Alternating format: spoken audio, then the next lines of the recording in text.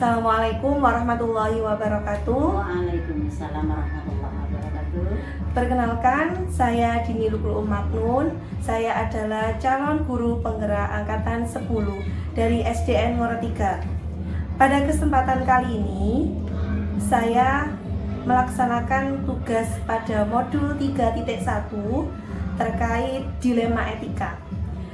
Pada kesempatan kali ini saya akan mewawancarai salah satu kepala sekolah, kebetulan yakni dari Kepala Sekolah SDN Wonosari, Kecamatan Ngoro. Assalamualaikum. Waalaikumsalam. Beliau adalah Kepala Sekolah SDN Wonosari, Ibu Satuning Dwi Kusumarini. Sebelumnya saya ucapkan terima kasih Umi untuk waktunya, karena pada hari ini saya bisa bertemu dengan Umi untuk melaksanakan wawancara terkait dilema etika. Baik, untuk mempersingkat waktu Umi, langsung saja untuk pertanyaan yang pertama. Begini Umi, selama Umi menjabat menjadi kepala sekolah, bagaimana Umi dapat mengidentifikasi terkait kasus-kasus yang merupakan dilema etika atau bujukan moral? Terima kasih atas pertanyaannya. Mungkin saya bisa menjawab secara singkat. Dari kasus yang ada dapat dibedakan menjadi dua. Antaranya dilema etika yang berdasarkan antara benar dan benar, dan bujukan moral yang berdasar pada benar melawan salah. Hanya itu yang bisa saya sampaikan. Jadi kalau menganalisisnya, kalau dilema etika itu benar melawan benar, kemudian bujukan moral itu kebenaran melawan kesalahan. Baik Umi, untuk selanjutnya bagaimana Umi menjalankan pengambilan keputusan di sekolah yang Umi pimpin, terutama untuk kasus-kasus di mana ada dua kepentingan yang sama-sama benar atau sama-sama mengandung nilai kebaikan atau kebajikan. Selama ini dalam pengambilan keputusan saya untuk dua kasus kepentingan yang sama-sama benar itu didasarkan pada rasa peduli, kasih sayang, dan memikirkan dampak jangka pendek dan dampak jangka panjang. Hanya itu yang bisa saya sampaikan.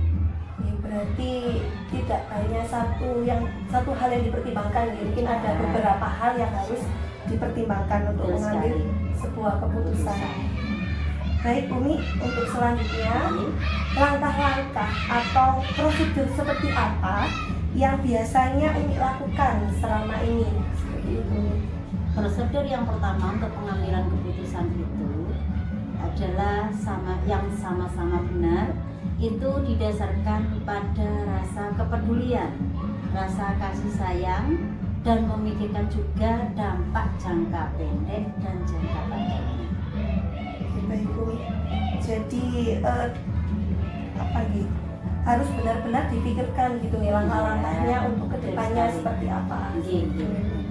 Baik Umi, untuk yang selanjutnya, hal-hal apa saja yang selama ini Umi anggap efektif dalam pengambilan sebuah keputusan pada kasus-kasus dilema etika seperti itu? Yang pertama adalah mengenali bahwa ada nilai-nilai yang saling bertentangan dalam situasi ini, menentukan siapa yang terlibat di dalamnya, kemudian mengumpulkan fakta-fakta yang relevan dengan situasi tersebut. Setelah itu pengujian benar atau salah dan pengujian paradigma benar lawan benar. Mungkin hanya itu yang perlu kita sampaikan. Jadi tidak langsung itu ya Mi ya, kita harus mengumpulkan fakta-fakta terlebih dahulu seperti itu. Fakta dulu baru kita baik Umi, selanjutnya ini hal-hal apa saja yang selama ini Umi lakukan yang merupakan sebuah tantangan dalam mengambil keputusan pada kasus-kasus dilema etika? Tantangannya yang pertama merupakan tantangan adalah mempertimbangkan segala dampak yang ada, berpikir dengan secara matang, dan jangan menuruti emosi, jangan terpengaruh oleh arahan orang lain. Kita pertimbangkan dulu, setelah itu kita baru bisa menentukan tentang nilai yang sebenarnya ada. Gini. Jadi kita tidak boleh terpengaruh gitu ya, Gerusa-gerusu. tidak boleh gerusa-gerusu. Jangan menuruti emosi yang ada, kita pertimbangkan terlebih dahulu. Dipertimbangkan matang-matang gitu ya. Oke, baik Umi, untuk pertanyaan yang selanjutnya, apakah Umi memiliki sebuah jadwal tertentu dalam sebuah penyelesaian kasus dilema etika? Apakah Umi langsung menyelesaikannya di tempat atau Umi memiliki jadwal untuk menyelesaikannya? Mungkin bentuk atau prosedur seperti apa yang Umi laksanakan? Terima kasih. Untuk dilema etika sebenarnya itu ada program-programnya. Yang pertama adalah bersifat ringan, biasanya itu dilakukan dan dilaksanakan secara langsung pada saat itu juga. Akan tetapi misalnya ada masalah yang lebih besar, diperlukan jadwal tertentu untuk menyelesaikan sesuai dengan prosedur yang ada di lembaga kami. Berarti kalau saya tangkap ini ada dua jenis ya, Nia. Kalau sifatnya itu ringan, maka langsung diselesaikan saat itu juga. Ketika kasusnya itu berat, mungkin lebih besar, maka kita melaksanakannya sesuai prosedur seperti itu. Baik Umi, kemudian yang selanjutnya Umi, kira-kira adakah seseorang atau faktor-faktor apa saja yang selama ini mempermudah atau membantu Umi dalam pengambilan sebuah keputusan dalam kasus-kasus dilema etika? Terima kasih. Dengan adanya seorang guru CGP di lembaga kami sangat berperan aktif sekali di sekolah, yang memberikan banyak wawasan kepada saya dan pengetahuan baru sehubungan dengan prosedur-prosedur apapun pengambilan keputusan itu dapat kita hadapi dilema etikanya dan memberikan suatu masukan solusi yang terbaik dari seorang guru CGP itu. Ini kebetulan di Wonosari ini ada dua ini, jadi ya, sangat itu ya Bu Umi. Lisa sama Bu Mujamil alhamdulillah bisa mendukung kegiatan yang ada di lembaga kami dan juga memberikan suatu keputusan yang terbaik, kita musyawarahkan, kita koordinasikan sehingga bisa membuat suatu solusi yang terbaik di lembaga kami. Luar biasa sekali Umi. Baik Umi, ini untuk mungkin pertanyaan yang terakhir ya. Dari semua hal yang telah Umi sampaikan tadi, kira-kira pembelajaran apa yang dapat Umi petik dari pengalaman Umi dalam mengambil sebuah keputusan dilema etika? Terima kasih. Untuk pengambilan keputusan yang dilakukan dengan mempertimbangkan paradigma dan proses berpikir dalam dilema etika tadi, yang selanjutnya dilakukan pengujian menggunakan langkah-langkah yang sistematis sesuai dengan pandangan Ki Hajar Dewantara, yaitu mulai akan merasakan suatu kebahagiaan setinggi-tingginya setelah melaksanakan proses pembelajaran, atau saat ini kita menyebutnya sebagai merdeka belajar. Yang itu yang bisa kami sampaikan. Jadi inti dari semuanya itu nanti finalnya atau poinnya nanti juga kembali kepada peserta didik seperti itu sekali. Baik Umi, saya rasa cukup. Semoga percakapan pada hari ini membawa manfaat terutama bagi saya ke depannya. Sekali lagi terima kasih Umi atas waktunya. Saya juga terima kasih atas apa yang sudah disampaikan ke lembaga kami. Mudah-mudahan di lembaga RJN Wonosari bisa mewujudkan sesuai dengan harapan programnya. Terima kasih. Wassalamualaikum warahmatullahi wabarakatuh.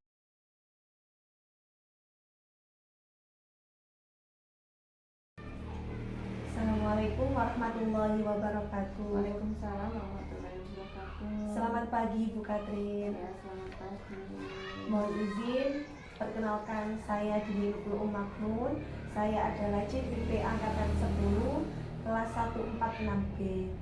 Sebelumnya saya ucapkan terima kasih atas waktunya yang Ibu berikan untuk saya pada pagi hari ini, karena Ibu bersedia untuk saya wawancara terkait permasalahan dilema etika dan rujukan moral. Sebelumnya mungkin Ibu memperkenalkan diri. Saya Saya Katarina Yuniati, saya Kepala Sekolah dari Lembaga Ibu Dini Luklum, DGP Angkatan 10. Saya berharap dalam wawancara Dilema Etika ini bisa bermanfaat bagi lembaga kita, SDN 03, dan Ibu Dini sendiri sebagai calon guru penggerak. Terima kasih Bu. Langsung saja ya untuk pertanyaan yang pertama. Begini Bu, selama Ibu menjadi kepala sekolah, bagaimana Ibu dapat mengidentifikasi terkait kasus-kasus yang merupakan dilema etika atau kasus itu termasuk rujukan moral seperti itu Bu?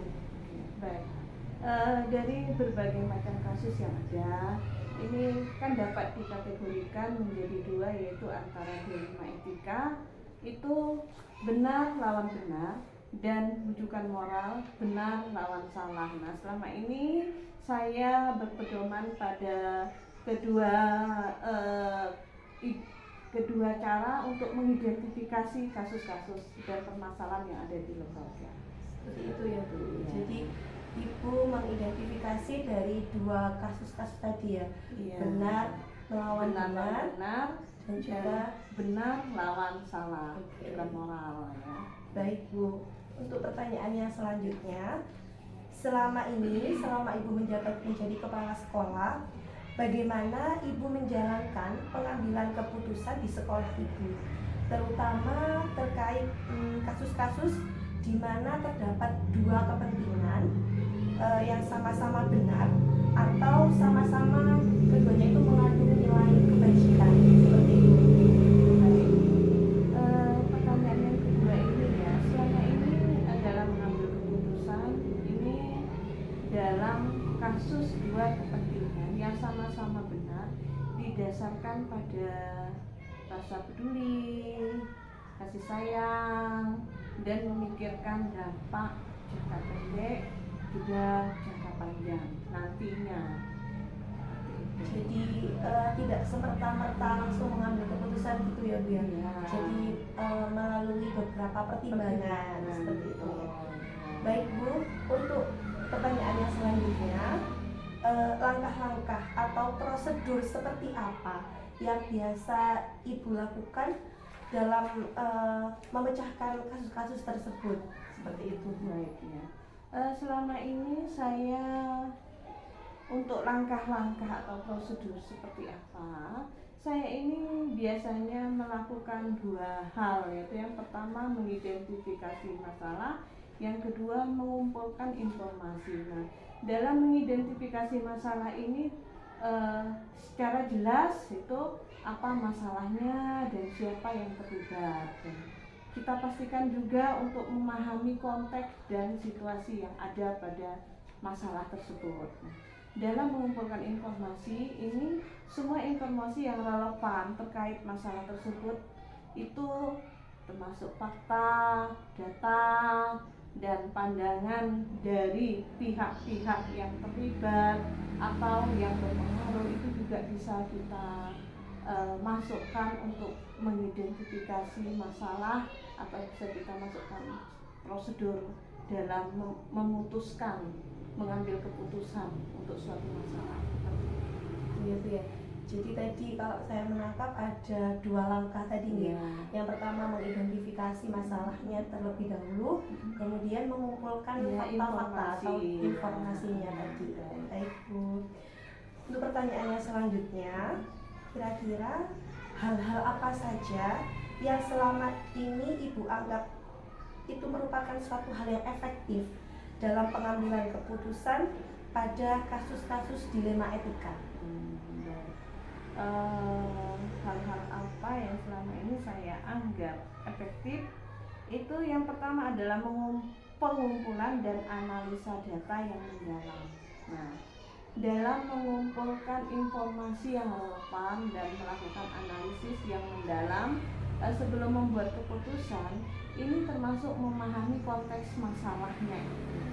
Lalu setelah memahami konteks masalahnya, saya mengidentifikasi fakta-fakta penting dan mempertimbangkan implikasi dari berbagai pilihan yang tersedia dengan situasi pengujian benar atau salah dan pengujian paradigma benar lawan benar.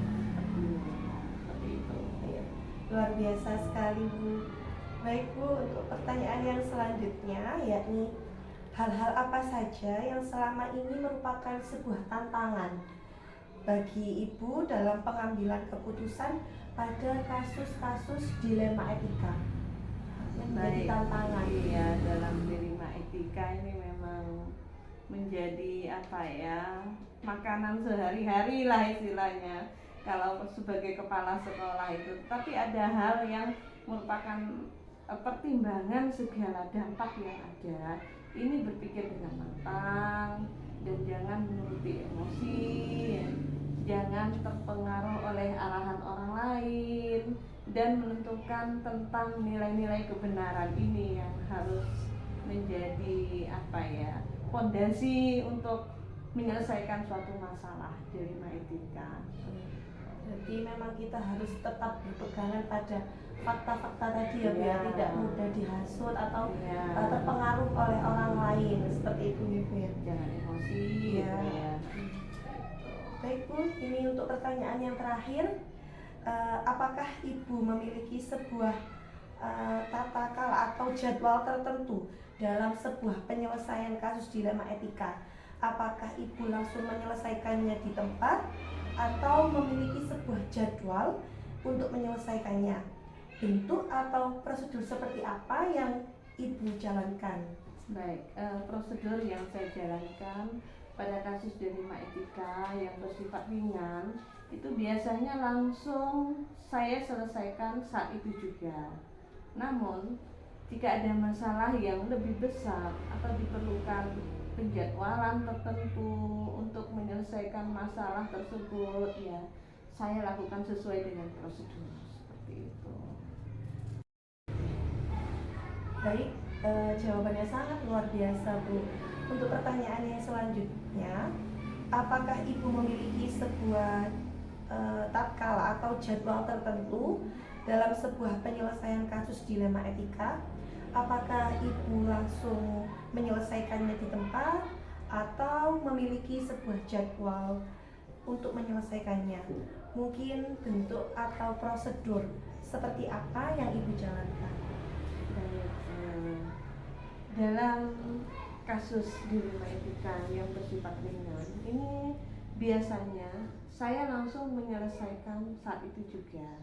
Namun jika ada masalah yang lebih besar dan diperlukan penjadwalan, tentu untuk menyelesaikannya harus sesuai dengan prosedur. Baik. Untuk pertanyaan yang selanjutnya, adakah seseorang atau mungkin faktor-faktor apa yang selama ini mempermudah atau membantu Ibu dalam pengambilan keputusan dalam kasus dilema etika? Baik, saya merasa sangat bersyukur dengan adanya program guru penggerak karena masalah dilema etika ini kan ada di program guru penggerak. Nah, dengan adanya calon guru penggerak di lembaga seperti jaringan itu kan bisa berperan aktif di sekolah dan bisa memberikan wawasan dan pengetahuan baru sehubungan dengan prosedur pengambilan keputusan dalam menghadapi dilema etika, dan saya harap ini juga nanti bisa ditularkan ke guru-guru yang belum terrekrut menjadi guru penggerak. Berarti sangat itu ya Bu ya, sangat apa namanya, pendidikan guru penggerak ini sangat berpengaruh besar gitu ya Bu ya. Betul membantu dalam mengambil keputusan dilema etika. Baik Bu, untuk pertanyaan yang terakhir, dari semua hal yang telah Ibu sampaikan tadi, pembelajaran apa yang dapat Ibu petik dari pengalaman Ibu dalam mengambil keputusan dalam kasus dilema etika? Baik, dalam mengambil keputusan yang dilakukan dengan mempertimbangkan paradigma dan proses berpikir dalam dilema etika. Ini yang selanjutnya ini dilakukan pengujian menggunakan langkah-langkah sistematis sesuai pandangan Ki Hajar Dewantara, yaitu murid yang merasakan kebahagiaan setinggi-tingginya setelah melaksanakan proses pembelajaran, atau saat ini kita menyebutnya sebagai merdeka belajar. Ini Bu, inti apa istilahnya, poinnya ya di sini merdeka belajar ini. Benar sekali ya Bu ya. Jadi intinya dari berbagai apa ya, mungkin tadi langkah-langkah atau semua hal termasuk dalam pengambilan keputusan itu nanti tujuannya atau finalnya tadilah kepada peserta didik kita, seperti itu ya Bu ya. Baik Bu Katrin, terima kasih banyak atas waktunya. Saya rasa pertanyaan saya sudah selesai. Semoga percakapan hari ini dapat membawa manfaat terutama bagi saya ke depannya. Terima kasih banyak Bu. Saya akhiri. Wassalamualaikum warahmatullahi wabarakatuh.